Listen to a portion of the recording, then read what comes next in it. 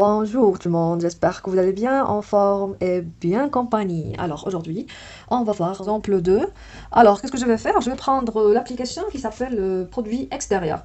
C'est-à-dire, je vais prendre, bien sûr, toujours, je vais travailler dans un espace normé, c'est-à-dire au milieu d'une norme, qui vérifie les trois conditions d'une norme qu'on sait déjà. Et je vais prendre l'application H de K, croix E, dans E. Dans le cas, puisque ce sont des scalaires, alors qu'à soit R ou bien C, bien sûr. Alors, je vais prendre lambda, ici x, et je fais faire leur produit, lambda x. Alors, cette fonction-là, montrant que, ou bien montrer que, h est continu. H est une fonction continue sur K croix E. Alors, je me pose la question, est-ce que h est linéaire? Si je remarque ici, je pense que non. Pourquoi? Parce que, alors c'est que petite remarque. Alors pourquoi? Parce que si je prends deux éléments x, lambda x et lambda prime x prime, et je fais leur addition, alors h de les deux couples a lambda x plus lambda prime x prime, c'est quoi? Alors, s'il est linéaire, alors c'est h de lambda x plus h de lambda prime x prime. C'est linéaire. C'est quoi h de lambda x? C'est le produit. Et ça, c'est le produit. Alors, c'est lambda x plus lambda prime x prime. Ça, c'est les linéaires. Et c'est quoi ça, h de la somme? C'est quoi? L'image de la somme, c'est h de lambda plus lambda prime, x plus x prime, bien évidemment. Et on applique à h, alors c'est le produit x plus lambda prime multiplié par x plus x prime.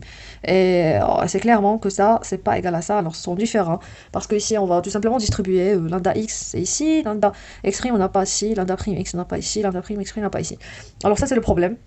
Alors, elle n'est pas linéaire. Maintenant, on va montrer qu'elle est continue. Alors, je vais prendre deux éléments, lambda x et lambda prime, exprime deux éléments de appartiennent à E, K, croix E, bien sûr. Alors, montrant que H est continu.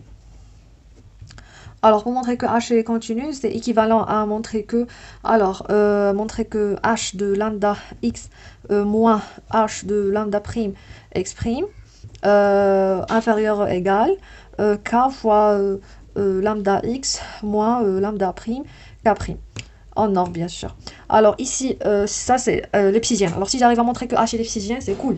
Parce que c'est directement, on peut déduire qu'elle est continue. Très bien. Mais sinon, si on n'arrive pas à montrer qu'elle est continue, il suffit d'appliquer la définition de la continuité qui dit que si lambda x, pour toute lambda x dans E, k croix E, alors on dit que h est continu ici, si par exemple si je prends lambda prime, k prime tel que il s'approche de lambda x, c'est-à-dire si cette distance-là, cette norme tend vers 0, alors automatiquement leur image aussi s'approche, c'est-à-dire ça aussi tend vers 0.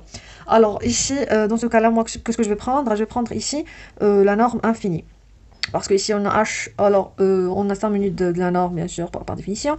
Ici on a besoin de norme parce que c'est un produit. Alors moi je vais prendre la norme infinie, c'est-à-dire le maximum des deux. Sachant que ici la norme dans K c'est la valeur absolue et la norme dans E c'est la norme. Alors la norme infinie de lambda x c'est le maximum des deux. Alors alors bien évidemment je vais expliciter ça pour voir ce que je cherche. Alors j'ai la norme de lambda x moins lambda prime x prime en norme infinie, c'est ça moins ça, ça moins ça. Alors c'est lambda moins lambda prime, x moins x prime infini. Et par définition, c'est le maximum des normes de cette norme et cette norme, de celui-là et de celui-là. On a lambda prime, ce sont des éléments de K. On a dit que K, c'est un espace soit C, soit R, soit si R, alors c'est menu de la valeur absolue.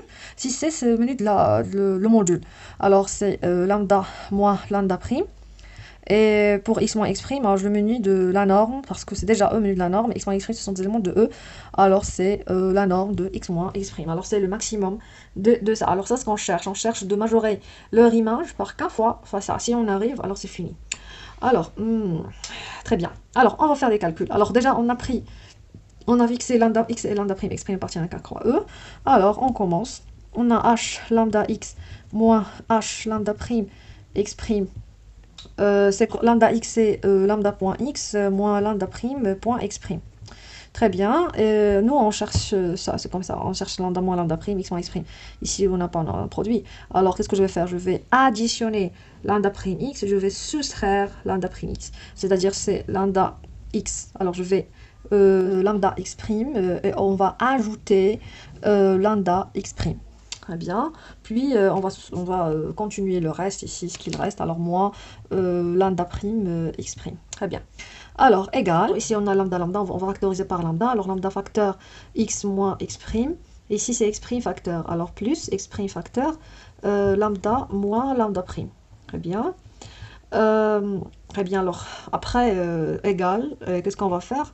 On va soustraire lambda 0 fois ça et on va ajouter lambda 0 fois ça. C'est-à-dire lambda moins lambda 0 multiplié par x moins x prime.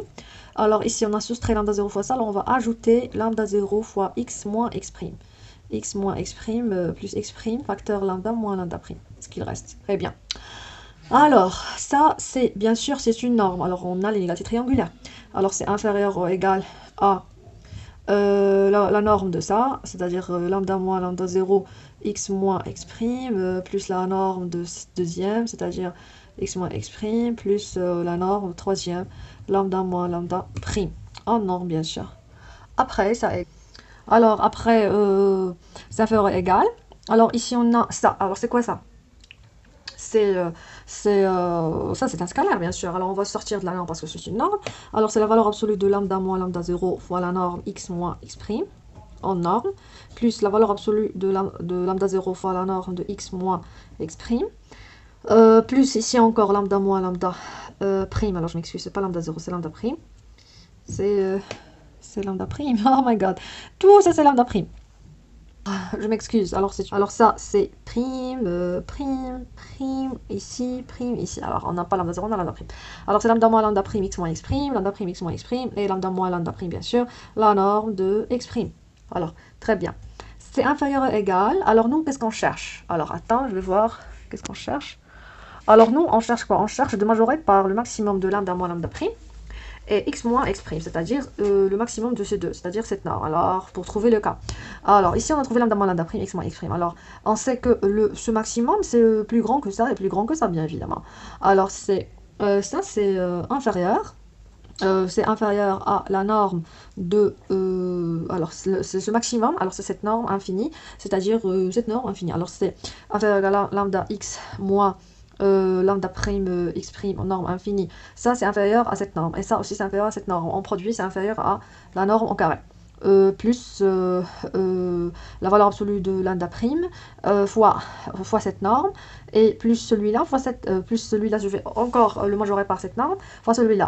Alors puisque c'est la même chose, alors je vais factoriser avec. Alors c'est lambda plus la norme de x prime fois lambda x moins lambda prime x prime en norme, bien sûr. Très bien. Alors bien évidemment, si ce dernier terme ici qu'on a trouvé ici, alors si c'est 1 plus ça. Alors si lambda x tend vers lambda prime x prime, alors celui-là tend vers 0, celui-là tend vers 0, tout le monde tend vers 0, alors ça aussi tend vers 0, alors on peut avoir h de lambda x tend vers h de lambda prime x prime. Alors on peut conclure que h est continu en lambda x, c'est-à-dire elle est continue partout. Alors, je vous remercie pour votre attention. On a vu pourquoi l'application produit extérieur, c'est-à-dire lambda x, est continue. C'est très très important. Alors, à la prochaine séance, on va voir une application ou bien conclusion pourquoi la translation et les émotes ici sont continues. Et ça veut dire quoi? Un homomorphisme. Merci.